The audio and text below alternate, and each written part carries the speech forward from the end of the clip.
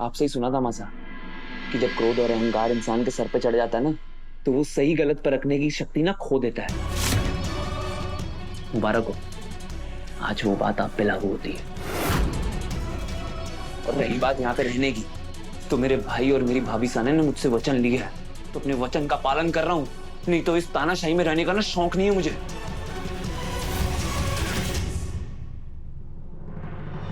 चंद्रिका सिंह चौहान के बिना दीवान सिंह चौहान की शादी क्या है बाबा साहब? क्या हुआ देव? चंद्रिका ने फिर से गुस्सा दिखाया क्या?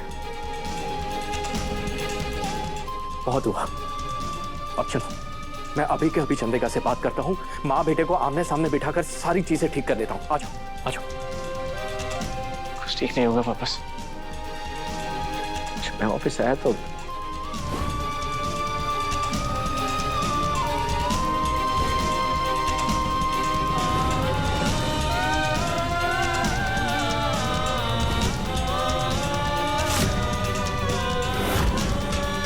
सबके लिए हमारे पास एक ही जवाब है कि हम अपने बड़े बेटे को खो चुके हैं।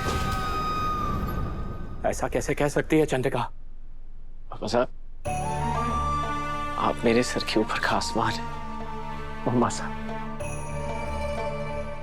मेरी धरती, वो धरती जिस पर मैं सर उठाकर मजबूती के साथ खड़ा रहता था।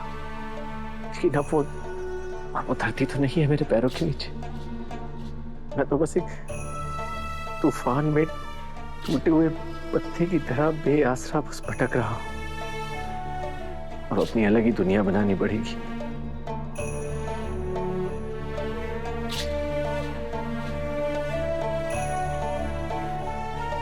अब इन सब पर मेरा कोई हक नहीं है वापस। नहीं देव, नहीं, ये सब कुछ तुम्हारा है बेटा। तुम्हारा हक कोई नहीं छीन सकता। ये तुम्हारा हक है और तुम्हारा हक हमेशा रहेगा। मेरा नहीं है ये, दीवान सिंह चौहान का है। चंद्रिका सिंह चौहान का बड़ा बेटा दीवान सिंह चौहान, जो अब मर चुका है।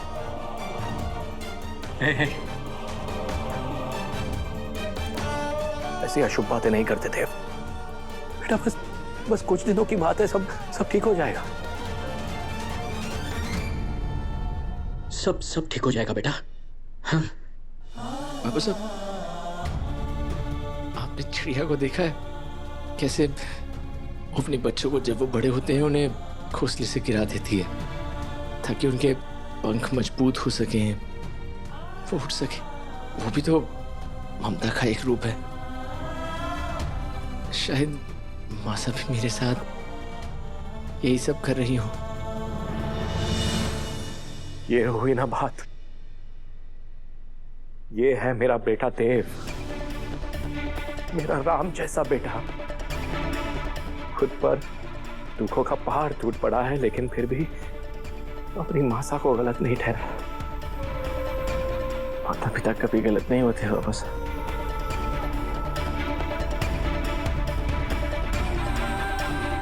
चलता हूँ वापस। अपना ध्यान रखिएगा। तुम भी अपना ख्याल रखना बेटा। और एक बात हमेशा याद रखना कि तुम मेरे और चंद्रिका के बेटे हो। तुम्हें चंद्रिका की उड़ान है और मेरी स्थिरता। और मुझे पूरा विश्वास है कि तुम वसु के साथ कुछ गलत नहीं होने दोगे और ना ही तुम टूटोगे। जी बाबा साहब, खुश रहो।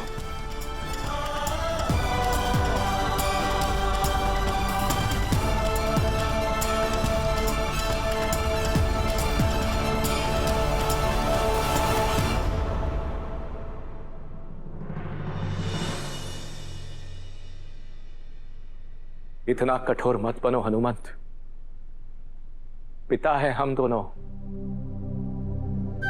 और तुम्हारी बेटी के लिए तुम उसकी मां भी हो।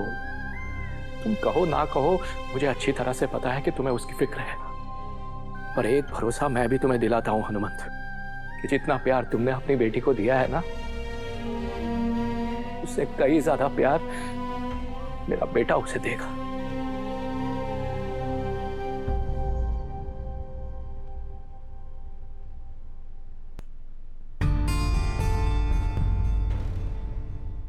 मासा इतनी कठोर कैसे हो सकती है, वो भी भाईसा के साथ? हमने तो सपने में भी ऐसा सब नहीं सोचा था। नहीं मतलब मुझे यकीन तो था इस बात का कि जब मासा को भाईसा और वसु का सच पता चलेगा तो वो थोड़ी गुस्सा हो जाएंगी। हो सकता है उन दोनों को सजा भी देंगी, लेकिन उसके बाद वो वसु को एक्सेप्ट कर लेंगी। लेकिन वो इस तरह से वसु के साथ साथ भाईसा को भी अपने दिल से निकाल देंगी, ये कैसे हो सकता है? मन बहुत भारी हो रहा है। क्या करूं, किससे कहूं? अविनाश जी भी तो नहीं है। मैं बाबू साहब से बात करूं? शायद उनसे बात करके मन हल्का हो जाए। देखो, बंटवारा करके कोई फायदा ना होने वाला है। साथ में रहने में ही सबकी भलाई है। एकता में शक्ति होवे। बाकी तुम्हारी मर्जी, जो तुम्हें ठीक लगे वो करो। बात तो थारी सही है सूर्या भाई। हाँ सूर्या भाई, हमारे को भी मंजूर है। जे हुई ना बात, तो फिर अब झगड़ा खत्म करो, घर जाके चैन से रहो। चलो गले मिलो इसी बात पे।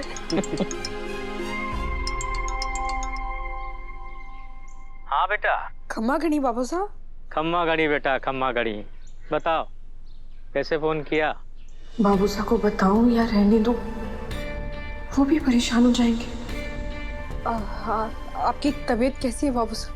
बेटा हमारी तबीयत तो चकाचक है। तू बता, क्या बताने के लिए फोन किया है?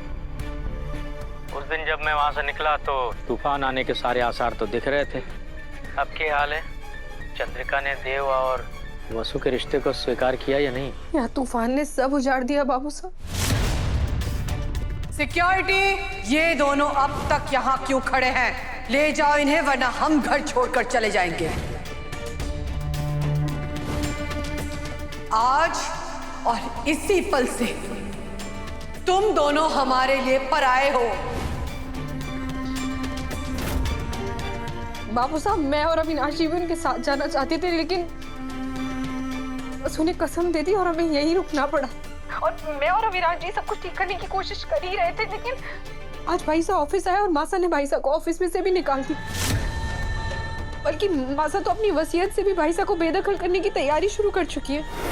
यहाँ तक कि ये भी कह दिया कि अब से उनका सिर्फ एक ही बेटा है। ये तो कुछ ज्यादा ही कर दिया चंद्रिका ने। तो कहाँ हैं अभी वो दोनों? बाबू साहब, चौहान ग्रुप में एक स्वीट हमेशा होटल में बुक रहता है। अभी तो भाईसा वसु को लेके वहां चले गए हैं। लेकिन ऐसे कब तक चलेगा? ऐसे तो पूरा परिवार बिखर जाएगा। हनुमान काकू ने तो वैसे भी वसु को उसके हाल पे छोड़ दिया है। बाबू साहब, बहुत डर लग रहा है। अगर हो सके तो प्लीज आप मासा को समझाइए ना, शायद आपकी बात मान जाएंगी। प्लीज। हाँ, वो तो मैं बात कर लूंगा चंद्रिका से। तो एक काम कर, मुझे उस होटल का पता भेज, मैं जाके मिलता हूँ वसु से। मैं अभी आपको एड्रेस भेजती हूँ। खमा गणी बाबू साहब।